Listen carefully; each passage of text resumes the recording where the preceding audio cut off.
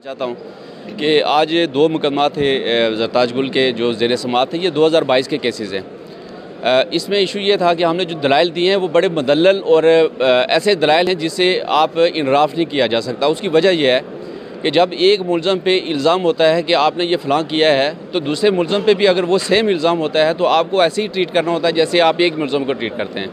तो मैंने ये रिक्वेस्ट किया है कि चूँकि रूल ऑफ़ कंसिस्टेंसी इसमें एप्लीकेबल है, ऑलरेडी इमरान खान साहब समेत, शाह महमूद कुरैशी समेत दीगर तमाम लीडरशिप जो पाकिस्तान तहरीक इंसाफ की थी, उसको इस केस में ऑलरेडी बरी किया जा चुका है।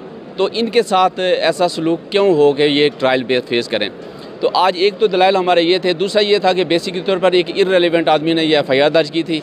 ये आप यूँ समझ लें कि 25 तारीख को जो FIR दर्ज की 2022 को, उसी की फ़ोटो कापी करके 26 तारीख की डाल के उसी सेम कापी कर दी गई है, दो मुकदमा बना दिए गए।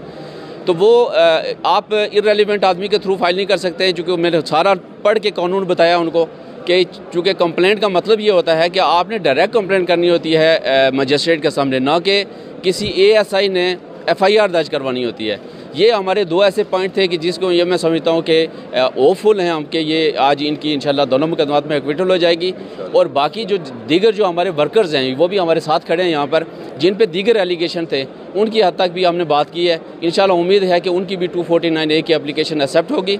और पाकिस्तान तहरीक इंसाफ ने ये जो एहतजाज किया था आज़ादी मार्च का, ये अगर किसी को याद होगा तो ये 26 तारीख को सुप्रीम कोर्ट ऑफ पाकिस्तान ने बाकायदा इसकी परमिशन दी थी और परमिशन के साथ ये एहतजाज किया गया था। और कोई ऐसी तोड़ फोड़, कोई ऐसी चीज़ नहीं थी। यहाँ पथराव 300 पत्थर उन्होंने कहा जी रिकवर हुए हैं, तो उन पत्थर में से कोई एक पत्थर भी किसी को नहीं लगा, ना कोई ज़ख्मी हुआ, ना कोई सेक्शन ऐसी। तो ये हमारे आज दलाइल थे। उम्मीद करते हैं कि इंशाल्लाह इसमें हमें बेहतर रिजल्ट मिलेगा।